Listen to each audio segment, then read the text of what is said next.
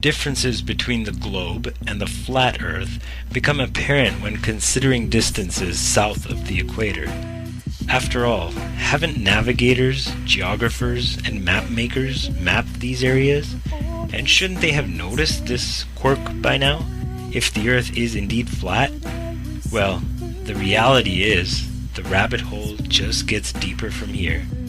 So, to begin, the distance between Sydney, Australia and Nelson, New Zealand on the ball Earth, given their coordinates and sparing you the spherical trigonometry, should be 1,310 miles. But the Australian Handbook, Almanac Shippers and Importers Directory states the measured distance as being 1,550 miles, which is a full 18% longer. And while on the ball Earth model, Antarctica is said to be a continent of ice situated at the bottom of the ball from 78 degrees south latitude, it should therefore not have a perimeter greater than 12,000 miles. However, early explorers like Captain Cook and James Clark Ross, in attempting to circumnavigate Antarctica, took 3 to 4 years to do so, and clocked in the distance traveled at 50 to 60,000 miles. That's twice the circumference of the equator.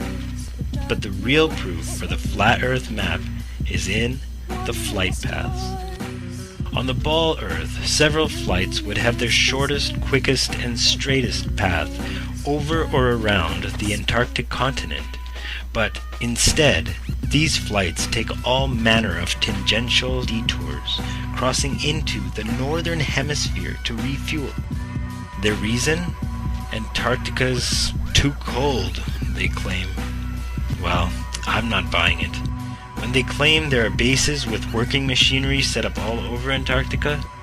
So let's just take a look at the actual flight paths and see what they have to disclose. One flight that should be a simple 11-hour shot across the Indian Ocean is from Johannesburg, South Africa to Perth, Australia. However, this flight takes a detour north, stopping in either Dubai, Hong Kong, or Malaysia to refuel, for a total flight time averaging over 18 hours. This ridiculously wayward detour is frustrating to say the least, but on the flat Earth map starts to make sense. Another quick and easy flight, you would think, is from Johannesburg to Santiago, Chile.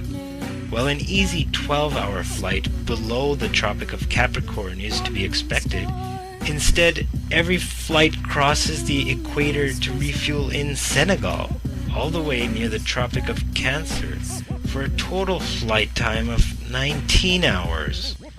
Though it doesn't make sense on the globe, as you can see it fits perfectly on the flat Earth map.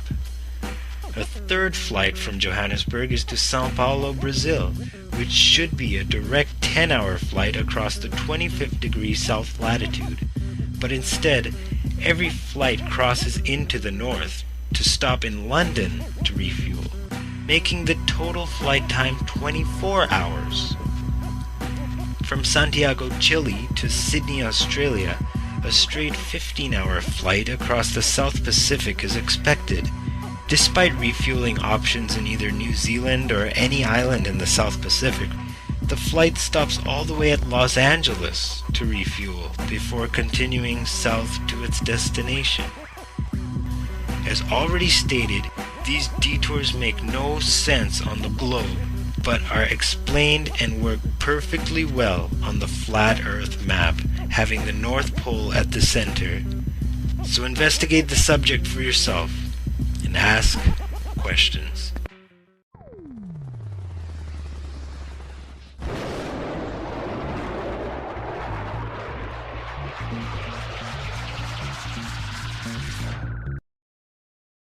When you go onto the plane tracking software, you'll see hundreds and hundreds of flights over the northern hemisphere, and you can track those flights from beginning to end.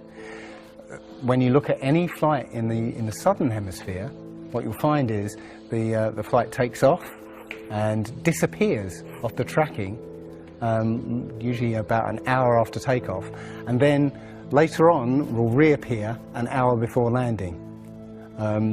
Now, there's no explanation for it. I mean, the point is that distances are very different, and distances and flight plans are very different on the flat Earth than they are on the ball. And when you look at flights in the southern hemisphere, they make some really crazy, you know, sort of deviations.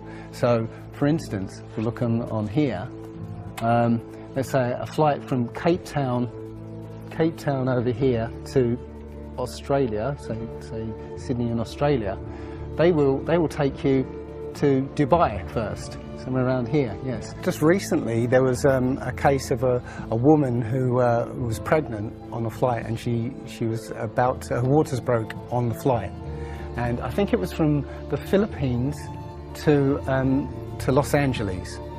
And again, if you look on this map, you're from around here somewhere to here. Okay. Now they were flying across, and literally her waters broke, and they had to divert. They had to land. So instead of either going back to the Philippines or going on to Los Angeles, they landed in Alaska. Which again, if you look on the flat map, it's again a straight path. Santiago, Chile to Australia, right, will usually stop in Los Angeles. Again, you can see on the flat map that it's again a straight path. It all seems to make sense, and if the only thing that would sort of confirm it or disprove it would be GPS, but you know, hey ho, GPS doesn't work in the southern hemisphere. This is an issue because there have been a few people who said they've taken flights that have taken only 14 hours, and they're direct flights from Australia to South America. Now, somebody has actually redrawn the flat map to take into account these the distances, and apparently the distances work out. I haven't seen the map myself, but you know, I should be looking further into it. But yes, up until these people came forward, and again, I haven't seen any real evidence that they have taken these flights. They told me they've taken these flights, but who knows? They can actually advertise a flight that's direct. You know, they can price it out of the range of most people to take, and then if anybody does take it, they could cancel it. I don't think any flights actually fly directly over the North Pole at all. I think they skirt the North Pole, but I don't think they fly directly over the actual pole. So I don't know if it's to do with magnetics. The only thing I do know is that nothing flies over the South Pole, because again, on a flat map, the South Pole, the continent of Antarctica, is the ring around the Earth. So you know, you can't fly over the ring and get anywhere. That's why we're not allowed to go there.